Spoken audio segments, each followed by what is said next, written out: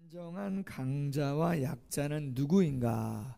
이러한 제목으로 말씀을 나눕니다. 2달에 한 번 홀수달 마지막 주일에 기간 원래의 시간에 독서 동아리 모임을 갖는데, 오늘은 폴 트루니에의 강자와 약자라고 하는 책을 가지고 원래 겸 총회 겸 또 독서 동아리 모임을 갖습니다. 이 폴 트루니에는 한번 소개한 적이 있는데요, 스위스 제네바의 내과 의사입니다. 정신의학자이기도 한데요, 1차 세계대전 이후에는 국제 적십자사 대표를 역임하기도 했습니다. 특히 폴 트루니에는 의학과 종교가 결합해야 전인적인 치유가 가능하다라고 하는 인격의학이라고 하는 것을 주창했습니다. 그러하기에 심리학과 성경적인 기독교의 통합을 시도했습니다. 20세기 후반 가장 영향력 있는 저술가이자 강연자 중에 한 명으로 꼽히기도 합니다. 먼저 설교 들어가기 전에 질문을 좀 합니다. 여러분 스스로에게 한번 자문자답해 보세요. 여러분은 스스로를 강자라고 생각하세요? 약자라고 생각하세요? 뭐 강자 한 명도 없어 이렇게. 아니면 상황 따라, 장소 따라, 대상 따라 강자였다가 약자였다 바뀌나요? 오늘 설교 제목이 진정한 강자와 약자는 누구인가로 잡았는데, 정말 누가 강자고 약자냐 이 말이죠. 세상적인 강자의 기준과 성경이 이야기하는 강자, 약자의 기준이 차이가 있는가? 혹시 매일 당하고만 산다, 그래서 속상하다, 그런 분 계신가요? 아니야, 나는 자신 있고 당당하고 큰 소리 치며 산다, 혹시 그런 분 계신가요? 또 뭐라 그럴까봐 아무 말도 안 하시는 분요. 그죠? 자, 강자와 약자 어떤 책인가? 이 책을 폴 트루니에가 썼는데 번역은 정동섭 교수님이 하셨어요. 이분이 쓴 책을 저희가 몇 번 읽었어요. 2년 전 저희 도서관 개관 기념으로 첫 세미나를 했는데, 이영희 교수님이라고 하는 분을 2번에 걸쳐서 모시고 세미나를 했는데, 그 이영희 교수님의 남편이 이 책을 번역한 정동섭 교수님이에요. 혹시 그 이영희 교수님이 오셔서 강의하실 때 남편에 대해서 무슨 얘기를 하셨는지 기억나세요? 신혼 초에 행복했대요? 막 울고불고 난리 났었대요? 그죠? 스토리가 그렇죠? 맞아요. 신혼 초에 울고불고 난리 났고 남편 욕도 좀 하시고 막 그랬단 말이죠. 근데 계기가 있었고 지금은 너무 행복하고 편안하고 감사하다, 그런 얘기 했단 말이에요. 이 책에도 그런 이야기가 기록되어져 있습니다. 역자 후기에 이 책은 어떤 내용으로 되어 있고, 목차를 봐도 알겠지만 후기가 진국인데 이 정 교수님의 고백도 좀 있어서 제가 소개를 짧게 합니다. 먼저 이 책의 내용이 어떤 거냐? 폴 트루니에의 생애와 사상을 폴 트루니에의 기독교 심리학으로 요약을 했던 미국의 심리학자 게리 콜린스라는 사람이 인간이 경험하는 보편적인 연약함을 몇 가지 이야기했는데 다 갖고 있다는 거죠. 뭘? 불안과 두려움, 죄책감, 외로움, 우울, 분노, 열등감, 이게 우리의 안에 있는 연약함이다. 근데 폴 트루니에 이 사람은 이 강자와 약자라는 책에서 그가 수십 년에 걸쳐 상담했던 경험을 근거로 현대인이 갖가지 신경증 문제를 앓고 있는데 딱 2가지에 주목합니다. 불안과 두려움의 문제에 대해서 이 책을 쓰고 있다는 거예요. 그러니까 책 내용이 다 뭐라고 하는 거예요? 불안과 두려움에 대한 내용으로 아주 가득 차 있습니다. 자신의 이야기를 합니다. 정동섭 교수님. 나는 연약함에 대해 아무런 지식이 없었다. 나는 항상 아내 앞에서 강한 척했고 자신 있는 척했으며 호통을 치고 소리를 질렀다. 그러니까 이영희 교수님이 좋았겠어요, 안 좋았겠어요? 당연히 안 좋죠. 큰 소리 치고 호통 치고 막 이러니까. 연약한 아내는 두통과 피곤증, 각종 정신, 신체 증상으로 반응을 했다. 우리는 둘 다 불행했고 갈등의 골은 깊었다. 음침한 골짜기를 걷고 있을 때 하나님이 내 손에 들려준 책이 바로 강자와 약자라는 책이었다. 정 교수님 고백합니다. 강자와 약자 모두 두려움을 느낀다. 둘 다 내적 불안을 느끼며 둘 다 격려받기를 원한다. 모든 사람은 두려워한다. 어떤 이는 두려움을 숨기고 어떤 이는 두려움을 시인한다. 강자와 약자가 따로 있는 것이 아니다. 다만 어떤 사람은 불안과 두려움에 대한 강한 반응을 하고 어떤 사람은 약한 반응을 할 뿐이다. 이와 같은 통찰력은 나에게 칠흑 같은 어둠 속에서 만난 은빛 광선이었다.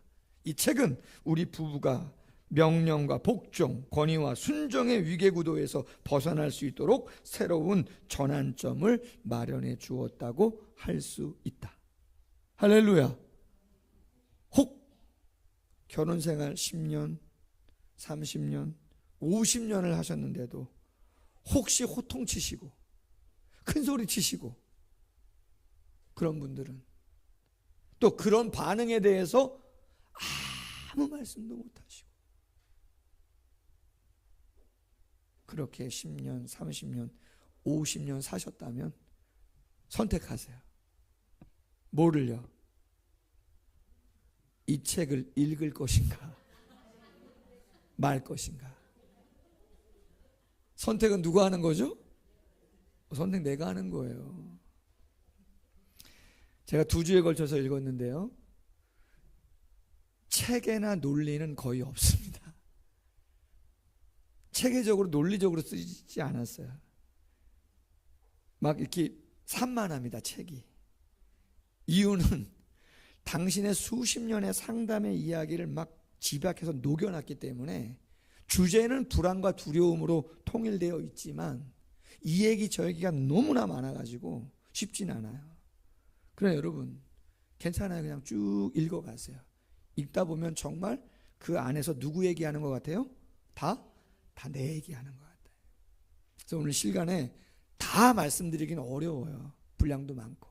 그래서 딱 2가지 주제. 첫 번째, 책 리뷰를 통해서 이 책을 읽고 느낀 점을 쓴 평가한 사람들이 수많은 글을 썼는데 그 중에서 제일 괜찮다, 쉽고 의미 있는 글을 하나 소개할 것이고, 그 다음에는 성경의 기준에서 성경이 말하는 강자와 약자는 진짜 어떤 자인가, 그러한 것들을 성경의 관점을 통해서 나누도록 하겠습니다. 첫 번째, 책 리뷰를 통한 강자와 약자 이해입니다. 작은 첫 번째, 살바도르라고 하는 닉네임을 쓰는 작성자분의 리뷰 글을 한번 요약했는데요. 자, PPT 보시면서 넘어갑니다. 폴 트루니에는 인간의 강함과 약함을 단순한 성격 차이로 보지 않는다. 그는 사람의 내면을 움직이는 힘이 어디에서 오고 무엇이 인간을 진짜 자유롭게 못하게 만드는지를 성찰한다.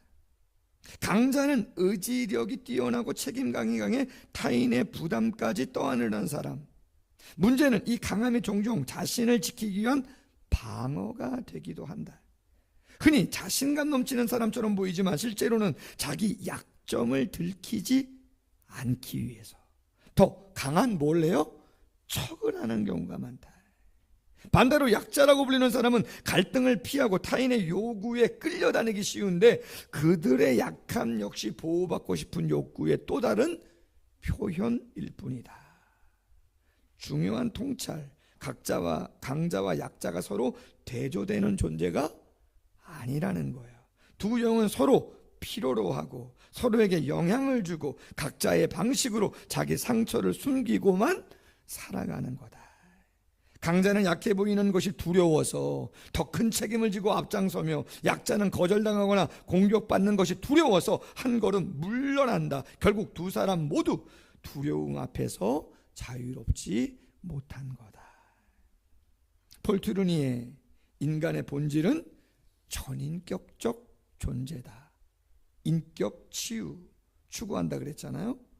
그는 신뢰와 관계의 회복을 통해 사람의 내면이 변화된다고 보았다. 강자도 약자도 결국은 진짜 자기 자신으로 살아가기를 원한다. 하지만 자기 방식의 방어에 갇힌 채 살아가다 보니 솔직함, 진정성이 사라지고 관계 속에서도 긴장이 반복된다.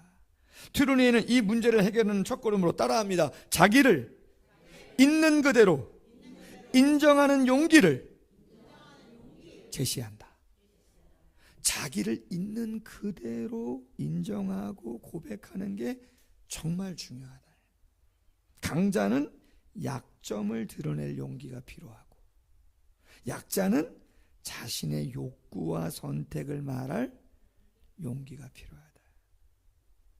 예스면 예스고 노면 노지, 싫은데도 감당하기 어려운데도 말뻥끗 못한다?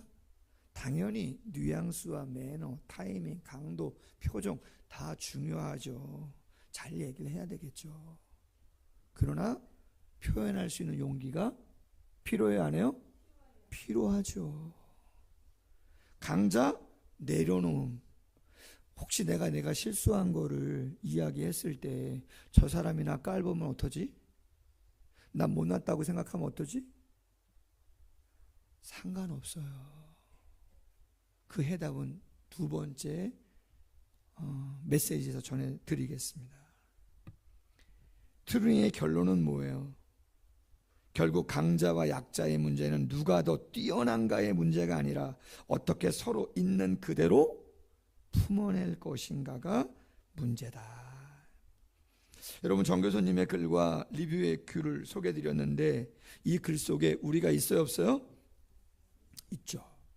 강자와 약자는 전혀 다른 사람이 아니다, 이 말이에요. 강자가 따로 있고 약자가 따로 있는 게 아니에요. 물론 강자처럼 보일 수 있는 사회적인 그 무엇을 노력해서 얻을 수도 있고 얻지 못할 수도 있는데, 사회적인 무엇인가를 얻었다고 해서 강자고 얻지 못했다고 약자는 아니다, 이 말이에요. 중심은 다른 데 있다. 인간은 본질적으로 내재되어 있는 불안과 두려움으로 인해 겉으로 강한 자는 더욱 강해지려고 약자는 더욱 약해져만 가는 안타까움을 느끼게 된다. 그래서 강자, 약자 모두가 다 피해자일 수도 있고 서로에게 가해자일 수도 있다, 이 말이에요. 답은 뭐냐? 방향성이에요. 아까 이야기한 것처럼 트루니에는 심리와 종교를 하나로 묶는 인격의학, 인격치유, 거기에 포커스를 두는데, 트루니에가 말하는 거예요. 신체적이고 감정적이고 정서적인 어떤 인간의 그런 심리적인 부분만 갖고는 불안과 두려움의 치유가 안 된다, 이 말이에요. 어떤 조건을 내가 자꾸 쌓아가기만 해도 안 된다는. 왜? 이 위치에서 이 위치 정도 가면 될 줄 알았는데 그 위치 가면 됩니까? 여러분, 대리 달면, 과장 달면, 부장 달면, 뭐 임원 달면 괜찮을 줄 알았는데 괜찮은 것처럼 보이는 거지 내 마음은 아닐 수 있어요. 그렇잖아요. 내가 저 일에 참여 안 하면 내 마음 편할 것 같죠? 나 못한다 그러면 그냥 끝날 것 같죠? 여러분, 엄청난 오해입니다. 그렇지 않습니다, 여러분.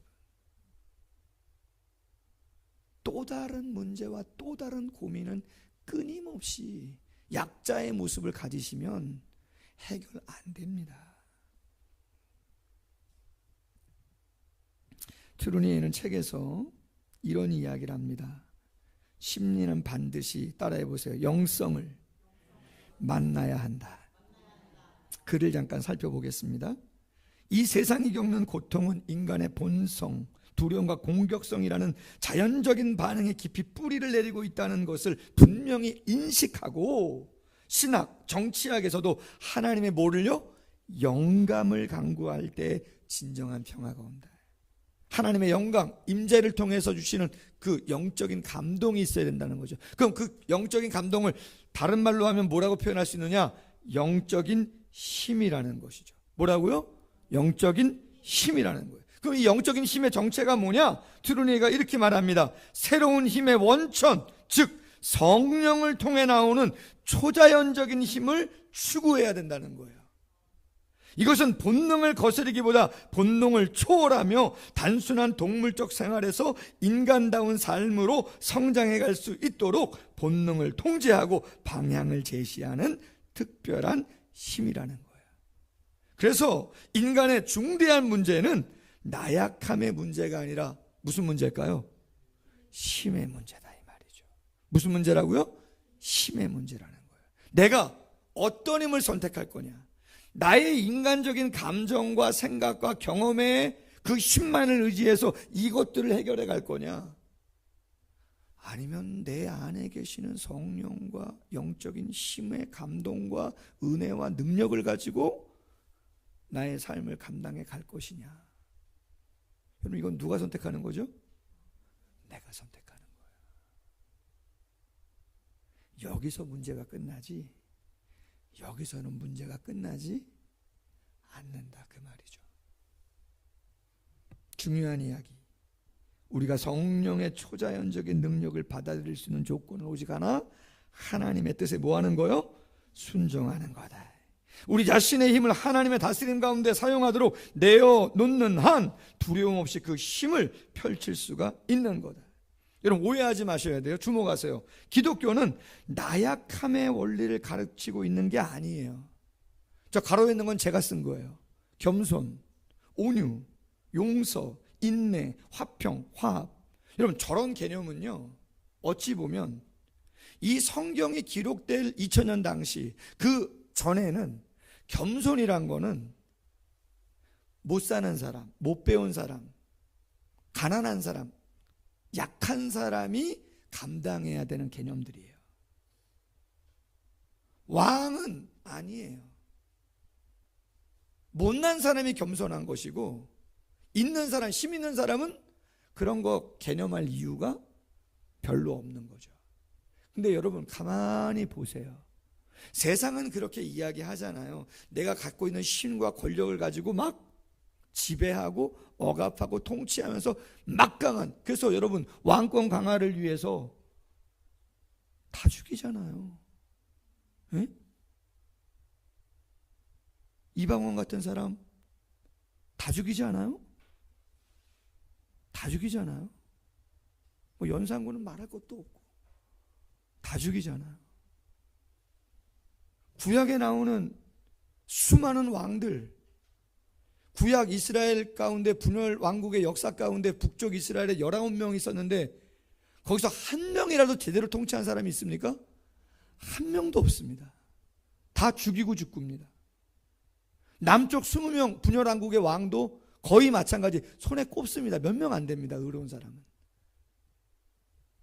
하나님이 왕의 법전을 미리 주셨어요. 언제? 신명기 17장에서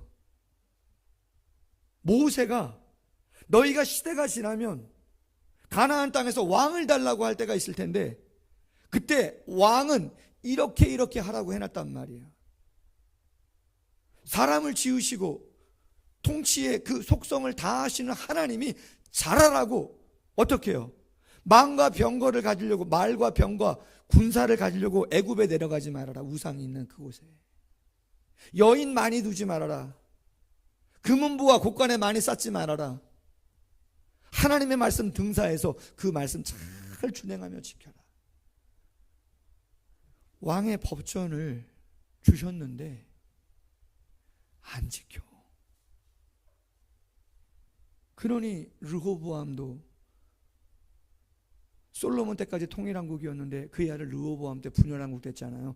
왜 그랬죠? 그렇죠. 야, 내 새끼손가락이 내 아버지 솔로몬의 허리보다 굵은데 우리 아버지가 그 정도 너희들 고역시켰다고 세금 걷었다고 내가 못할 게 뭐야. 이것들 봐라. 내가 통치했는데 날 얕잡아 보네. 우리 아버지가 채찍으로 너희들을 통치했으면 난 전갈로 너희를 총시하겠다고 한 거 아니에요? 그래서 어떻게 돼요? 나라가 깨지는 거죠. 여러분, 과거만 그런가요? 저는 정치가 이렇다 저렇다 말하고 싶은 마음은 없습니다.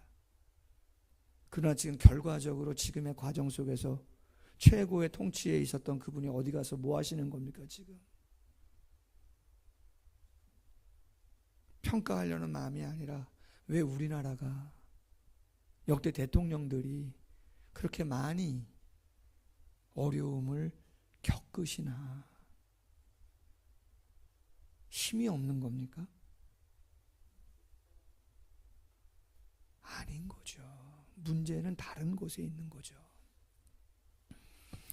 두 번째 큰 제목입니다. 성경이 말하는 진정한 강자와 약자는 누구냐? 여러분, 성경의 불안과 두려움의 실체를 어디부터 어떻게 이야기합니까? 성경은 창세기 3장에서 처음 에덴 동산에서 타락했을 때 불안과 두려움을 느끼게 됐다고 이야기합니다. 따먹지 말라는 선악을 알게 하는 나무를 따먹었을 때, 하나님의 말씀을 불순종하는 죄를 지었을 때 인간은 더 이상 자신이 어떤 존재인지를, 살 중에 살, 뼈 중에 뼈, 아내가 어떤 존재인지를, 피조물이 어떤 존재인지를 망각하고 하나님도 어떤 분인지를 망각하고 삶을 제 멋대로 살면서 살아가죠. 근데 그때부터 뭘 발견해요? 수치, 불안, 두려움을 발견하죠. 발견한 그가 제일 먼저 한 게 뭐죠? 수치를 가리려고? 그렇죠. 창세기 3장 7절에 이에 그들이 눈이 밝아져 자기들의 벗은 줄을 알고 무화과 나무 잎을 엮고 치마 삼았단 말이에요. 여러분, 영적으로 생각해 보세요.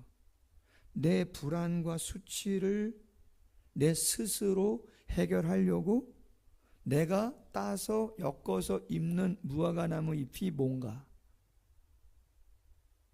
누구는 학위일 수도 있어요. 내가 가방끈이 짧기 때문에 내 자식은 길도록 해야지. 그래야 내가 내 존재 가치를, 그럴 수 있단 말이에요. 꼭 그런 마음은 아닐 수도 있는데 그럴 수도 있죠. 타이틀이라든가 많은 것들. 여러분, 한 번 무화과 잎으로 되나요? 왜죠? 마르잖아요. 다시 불안해지죠. 다시 두렵죠. 수치가 드러날까봐, 내 과거의 상처와 아픔이 계속 있는데, 해결되지 않고 있는데 그걸 다른 거로 또 다른 거로 또 다른 거로 겹겹이 해도 결국은 그게 다 부셔지고 드러나게 돼 있기 때문에 다른 거를 찾다 보니 계속 초조하고 불안하고 거기에 집중하며 강박이 생기고 어려워진다, 이 말이죠. 하나님이 이렇게 말씀합니다. 창세기 3장 10절 이하에 내가 벗었으므로 두려워하여 숨었나이다. 하나님이 아담아 아담아 어디 있느냐 이야기했더니 아담이 말하는 거예요. 내가 벗었으므로 두려워하여 숨었나이다. 하나님 말합니다. 누가 너의 벗었음을 내게 알렸느냐? 누가예요? 나의 죄죠. 그 죄의 결과인 불안과 두려움이 범인인 것이죠. 해결 안 됩니다. 해결 어떻게 하세요? 하나님이 창세기 3장 15절 여호와 하나님이 아담과 그의 아내를 위하여 무엇을? 가죽옷을 지어 입히셨다. 그래서 이거를 뭐라 그래요? 원시복음이다. 여러분, 짐승을 잡으려면 어떻게 해야 돼요? 어떤 짐승이든지 간에 잡아야죠. 죽여야죠. 피를 흘려야죠. 예수 그리스도가 나를 살리시려면 내 불안함과 두려움을 온전히 해결해 주시기 위해서 당신이 죽어주시는 사랑으로 그 연약함을 덮으신 거예요. 걱정하지 말라고. 할렐루야. 내가 함께 하겠다. 용서하고 감당하게 하겠다. 나만 믿어라. 할렐루야. 잘 돼도 교만할 이유도 없고 잘 안 돼도 낙심할 이유도 없다. 자유해라. 너는 진실하고 성실하게 그 위치에서 감당해야 할 것을 감당하면 되는 것이다. 아멘. 오늘 바울이 고린도서 12장에서 말합니다. 6절은 본인이 3층 천까지 올라가는 놀라운 영적인 체험을 너무 많이 했다는 내용이에요. 그것 때문에 하나님이 7절에 너무 자만하지 않게 하시려고 육체에 뭘 줬다? 가시를 줬다. 질병을 줬다. 3번 간구했다.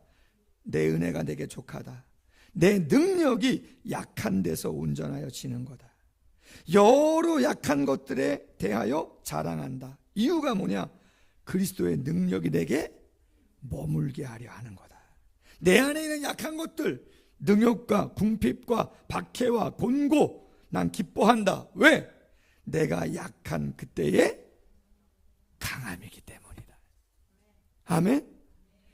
여러분, 내가 약해지면 안 되지, 내가 약해지면 안 되지, 그것도 맞는데 그것만 갖고는 안 된단 말이에요. 그러면 더 불안하고 더 두려움이 끊임없이 생긴단 말이에요.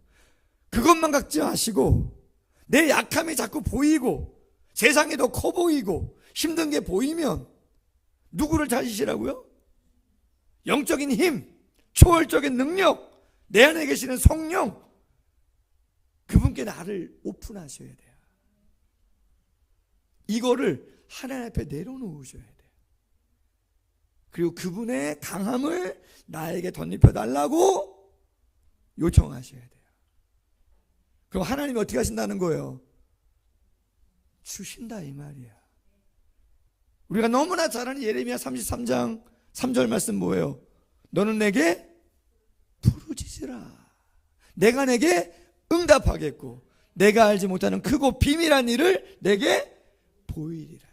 여러분, 비밀 미스테리잖아요. 감추어져 있는, 도달할 수, 내 능력과 생각으로는, 경험으로는 할 수 없는 일인데 기도하면 하나님이 볼 수 있게 하시고 도달할 수 있도록 또 해주신다. 아멘. 여러분, 몸이 아픈 것도 오늘 감당해야 되는 거 아니에요? 지금? 그렇잖아요. 사업이 안 되는 것도 오늘을 감당하는 거고, 관계가 안 좋은 것도 지금을 감당해야 되는데, 그 지금을 어떻게 감당합니까? 기도를 통해서, 성령의 힘을 통해서 감당하게 되어지는 것이죠. 제가 드라마 이야기 가끔 하는데 정해져 있어요. 드라마 이야기하는 거 몇 개. 제일 많이 들은 드라마 뭐 있으세요? 허준, 또요 주몽, 또 뭐 있죠? 대조영. 대조영 했나? 대조영. 사극조합. 모래시계. 예, 모래시계. 여명의 눈동자. 뭐 이런 거. 인생작들. 목사는 직업병이 있어요. 제가 노래도 유행가 가사들도 가끔 소개도 하는데 다 영적으로 해석하는 경우들이 꽤 있어요. 직업병이다 보니, 설교도 생각하다 보니. 설교를 준비하다가 오늘 주제가 강자와 약자잖아요. 허준이 떠올라요. 장면이. 거기에 허준이 나오고, 그죠? 라이벌이 한 명 나와요. 스승이 유이태고 그의 아들이 극 중에서, 그죠? 유도지가 나와요. 항상 비교야. 그죠?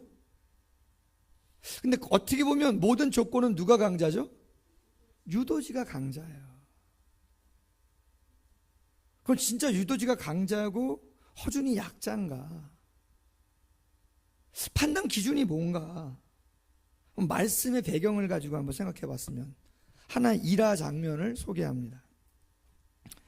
허준이 내연 시험을 위해서, 의사 국가고시죠, 궁궐에 들어가 최고의 어이가 되는 과정입니다. 과거를 치르러 가는 허준이 진천 버드네라고 하는 동네에 머뭅니다. 근데 헐벗고 병든 병자들이 몰려와서 고침을 원합니다. 급하고 과거 치러 가야 되는데 길도 먼데 모든 다른 과거생들은 다 떠납니다. 누구만 남아요? 허준만 남습니다. 병자들을 끝까지 치료합니다. 그러나 이런저런 우여곡절이 있었음에도 불구하고 과방에 들어가지 못합니다. 시험지도 받아보지 못했단 말이에요. 허준의 스승으로 나오는 유이태의 아들 유도지, 그 진천 그 동네에 있었을까요? 없었을까요? 주막에 같이 있었어요. 그 다른 과거생들이 떠날 때 유도지도 그냥 떠나버린 거예요. 못 본 채 하고. 허준만 남은 거죠. 내의원 합격 첩지를 받은 유도지가 나팔 불며 금이 환영합니다. 잔치를 벌입니다. 사또가 행차합니다. 막 분위기가 달아올랐을 때 사또가 있으니까 서찰이 하나 날라옵니다. 이게 뭔가 봤더니 진천의 현감이 허준에 대한 이야기를 해주려고 서찰을 보낸 겁니다. 그걸 누가 들어요? 유이태가 듣게 됩니다.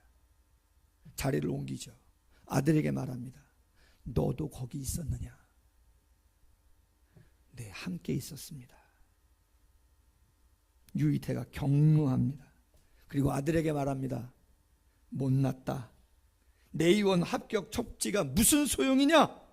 너는 허준에게 이겼다 졌다? 졌다. 내의원 굴레를 둘러도 의미 없다. 허준에게는 미치지 못할 것이다. 그렇다면 여러분, 왜 아버지 유지태는 승자이자 강자로 등극한 유도지가 패자와 약자로 전락해 보이는 허준에게 졌다고 말을 했는가라고 하는 거예요.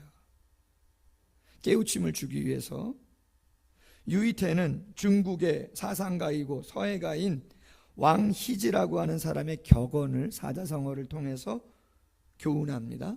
이런 내용이에요. 비인부전, 인격을 갖추지 못한 자에게 예법을 전하지 말아라.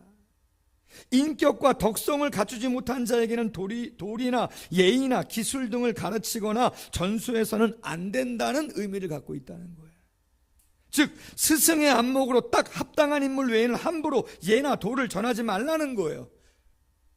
유이태가 말합니다. 핏줄에 연연하여 의술을 전한 내 자신이 잘못이다. 너 한양 가는 거 그만해라. 내 그릇이 내 이혼에 몸담기에 모자르니 더 수양을 하거라. 근데 유도지가 갑니까 안 갑니까? 가죠. 나 합격했다고. 따르지 않습니다. 여러분 결말이 어떻게 끝나죠 이거? 처음에는 어렵죠. 그러나 허준도 내의원에 합격합니다. 도지는 끊임없이 봉사니 판관이니 승진하면서 권세를 잡으려고 정치를 하잖아요. 승자입니까? 강자입니까? 그 안에 뭐가 있어요? 끊임없이 불안과 두려움이 있죠. 누가 따라올까 봐. 허준이 따라올까 봐. 윗분들의 총애를 내가 받아야 되는데. 허준은요 결국 그렇죠. 양반반열에 오르고 정삼품 어이에 등극도 합니다. 동의보감이라고 하는 엄청난 그렇죠? 의서도 편찬을 하잖아요. 그럼 여러분 허준이 왜 승자고 왜 강자입니까? 어떻게 그렇게 됐습니까? 전환점이 있었습니다. 전환점이 뭔가요? 극 중에서 나오는 이야기죠. 스승 유이태가 반이라고 하는 암에 걸립니다. 암에. 본인이 암에 걸렸어요. 근데 당신의 시신을 누구한테 맡겨요? 허준에게 맡겨요. 한번 보세요.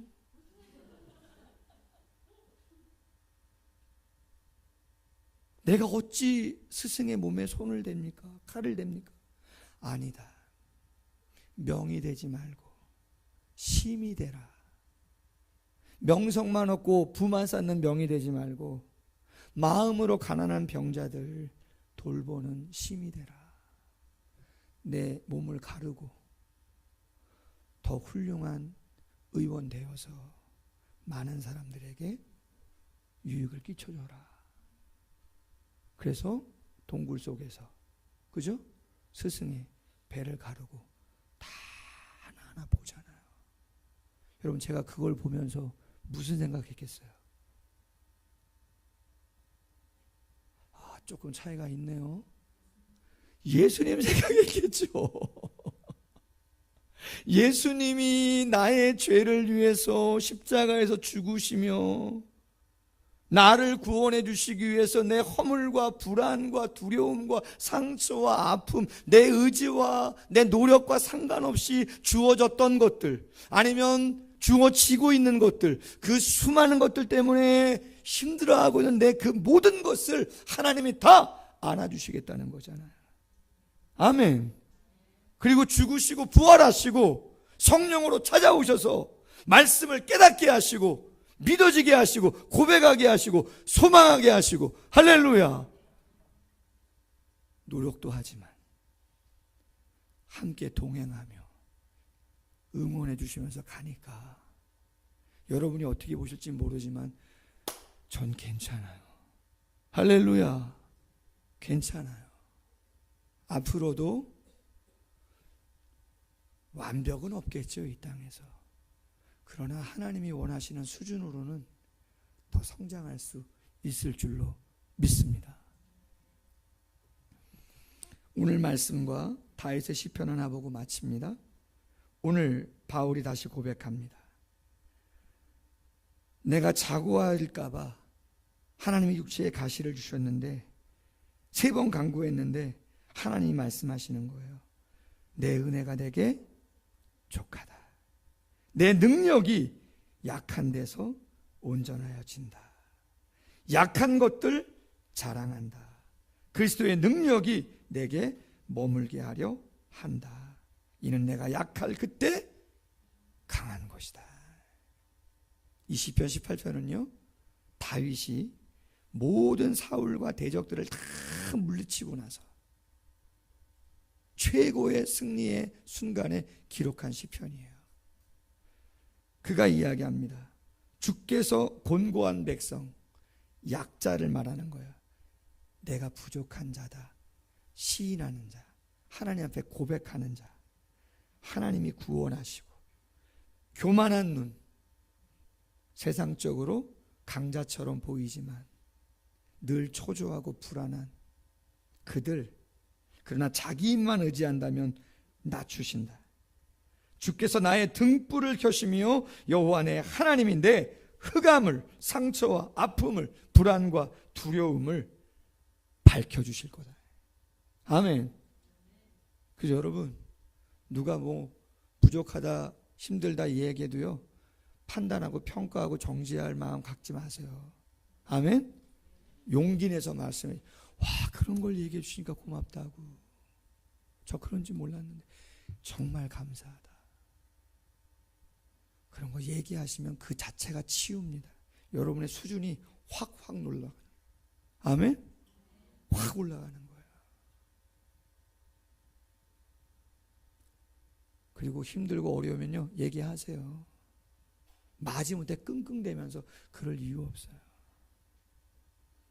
다 우리는 영가족이다. 품어주시고 응원해주시고 모두가 다 영적인 강자로 자유함 속에서 살아갈 수 있는 공동체를 만들어갈 수 있기를 주님의 이름으로 소원합니다. 기도하겠습니다. 하나님 아버지, 진정한 강자와 약자는 누구인가? 끊임없이 세상은 강자로 살아가고자 부단히 애쓰고 노력합니다. 어떤 경우엔 상식을 벗어나는 폭력적이고 강압적인 피해를 주는 모습을 감수하면서도 그렇게 합니다. 국제도 그렇고 나라도 그렇고 사회도 쉽지 않은 모습들을 봅니다. 이 세상을 창조하시고 가장 소중한 인간을 만드신 하나님이 어떻게 해야 가장 자유롭고 평안하고 행복한가, 진정한 강자로 살아갈 수 있는가를 말씀을 통하여 우리에게 교훈해 주셨습니다. 세상의 소리도 들어야겠지만 거기에 절대로 심취하고 끌려가는 그러한 인생 되지 않게 하시고 오직 성령의 영적인 힘과 충만함을 통해 약할 때 곧 강함이라 말씀하여 주셨사오니 하나님께 고백할 줄 알게 하시고 인정할 줄 알게 하시고 성령과 예배와 기도를 선택하여 주도적인 삶을 살고 변한 자의 삶을 살아갈 수 있는 우리 모두가 될 수 있도록 함께하여 주시옵소서. 예수님의 이름으로 기도하옵나이다. 아멘.